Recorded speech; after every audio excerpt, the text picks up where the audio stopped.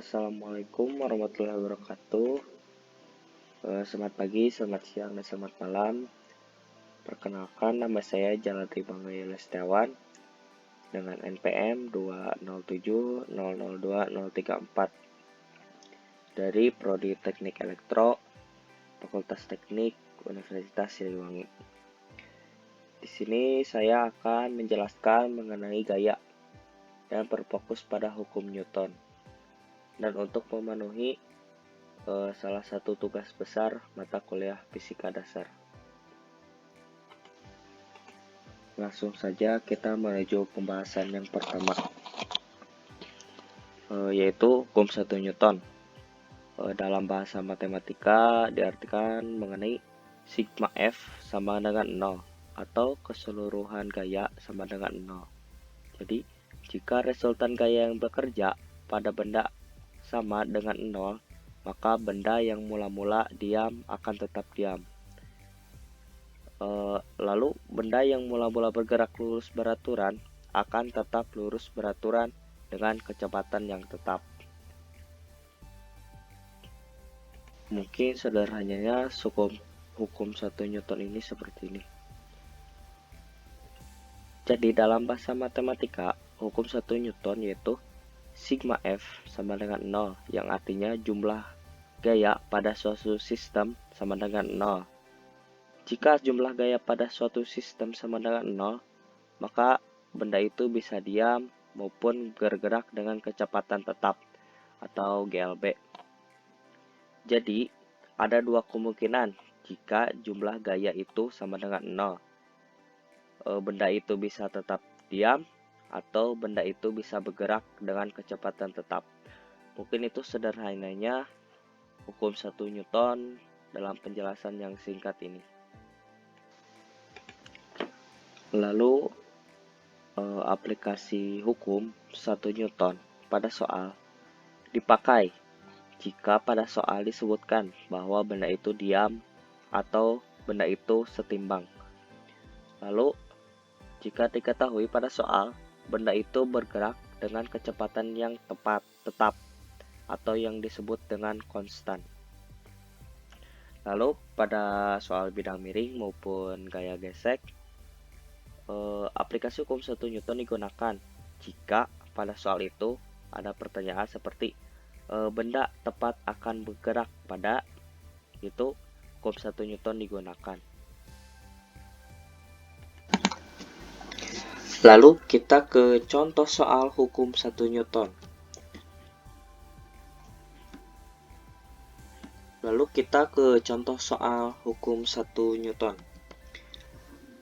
Yaitu sebuah balok bermassa 5 kg, berat W sama dengan 50 Newton, digantung dengan tali dan diikatkan pada atap. Jika balok diam, berapakah tegangan talinya? Cara menyelesaikan soal ini yaitu gaya-gaya yang bekerja pada balok seperti di gambar ini. Karena balok diam, maka berlaku hukum 1 Newton, yaitu sebagai berikut. Sigma F sama dengan 0. Rumus hukum 1 Newton diturunkan menjadi T sama dengan T kurangi W sama dengan 0.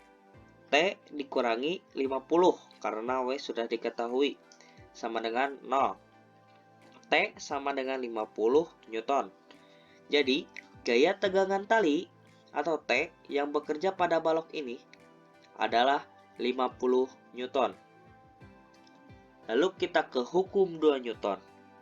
Dengan bahasa matematika atau rumusnya, sigma F sama dengan sigma M dikali A. Atau bisa dijelaskan seperti percepatan dari suatu benda akan sebanding dengan jumlah gaya atau resultan gaya yang bekerja pada benda tersebut dan berbanding terbalik dengan massanya. Atau sederhananya seperti ini.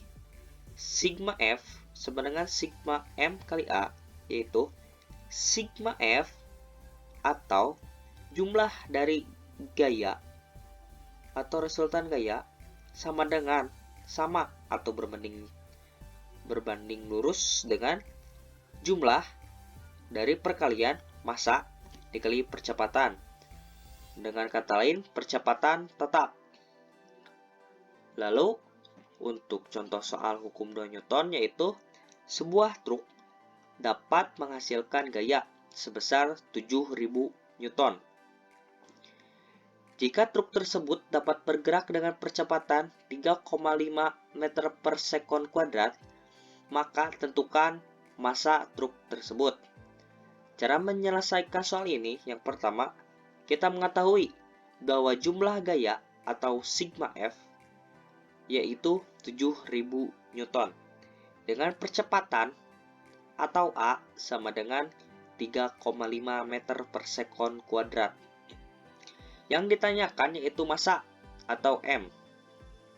Jawab, kita tahu bahwa rumus hukum 2 Newton yaitu sigma F sama dengan sigma M kali A. Karena kita mencari M atau massa, maka diberlakukan rumus sigma F dibagi A. Lalu kita masukkan angka yang sudah diketahui, yaitu menjadi M sama dengan 7.000 dibagi 3,5. M hasil dari pembagian ini yaitu 2.000 kg. Kita ubah ke ton, yaitu menjadi 2 ton. Jadi massa truk tersebut adalah 2 ton atau 2.000 kg.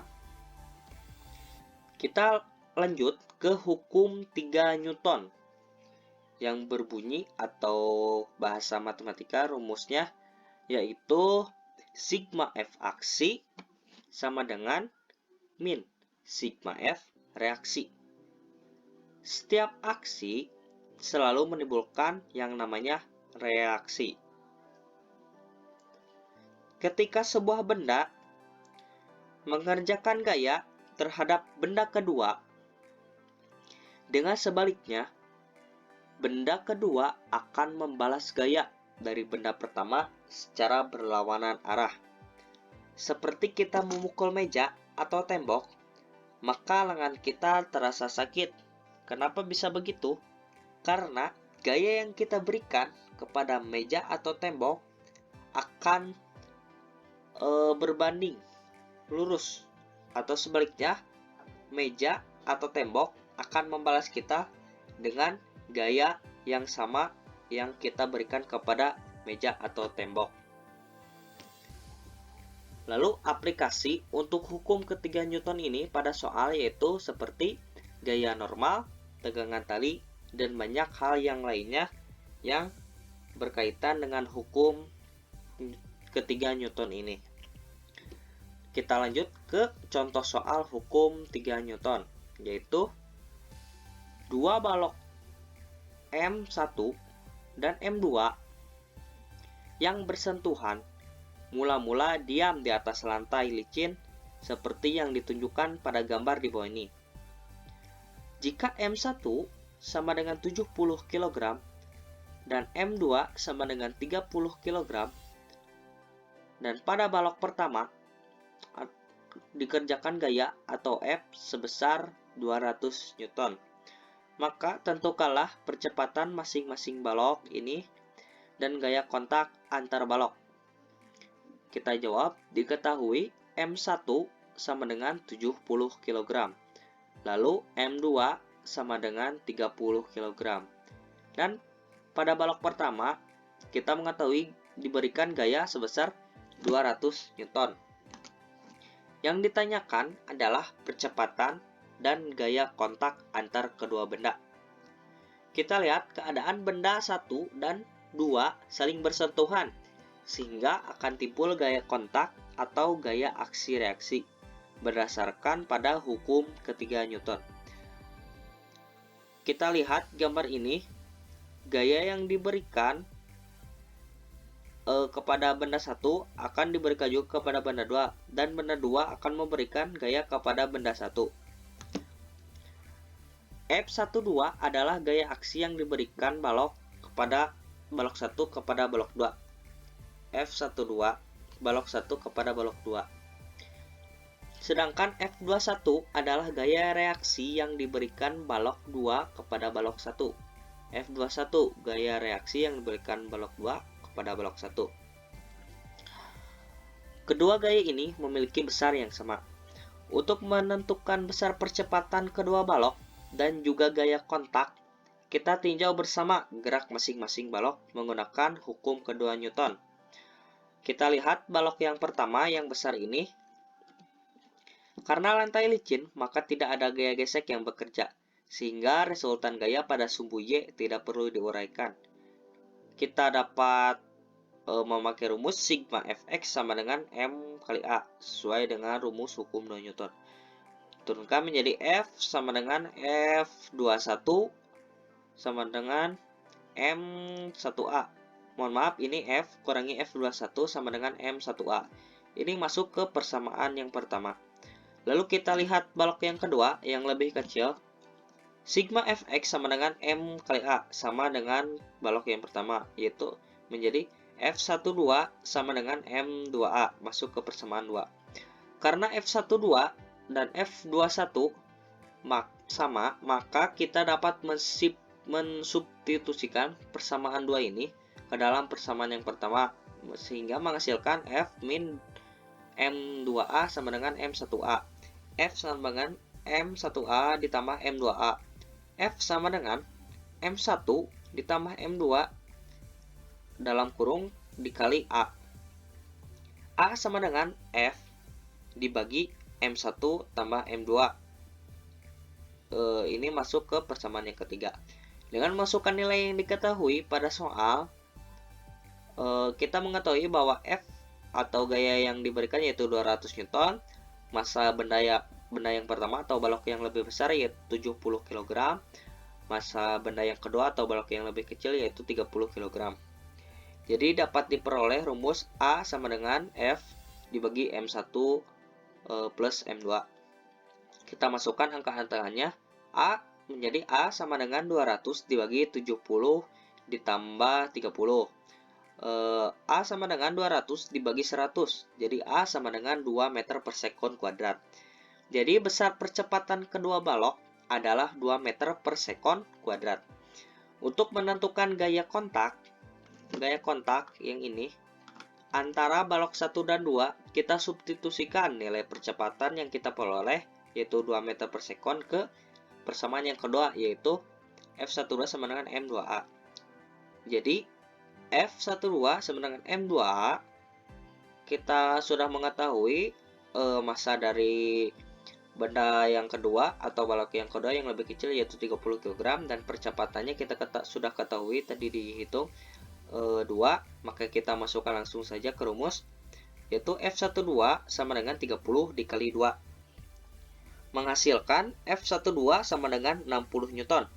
Dengan demikian, besar gaya kontak antar balok ini adalah 60 Newton. Mungkin cukup sekian penjelasan dari saya mengenai gaya. Semoga bermanfaat bagi kedepannya. Billahi taufiq wal hidayah. Wassalamualaikum warahmatullahi wabarakatuh.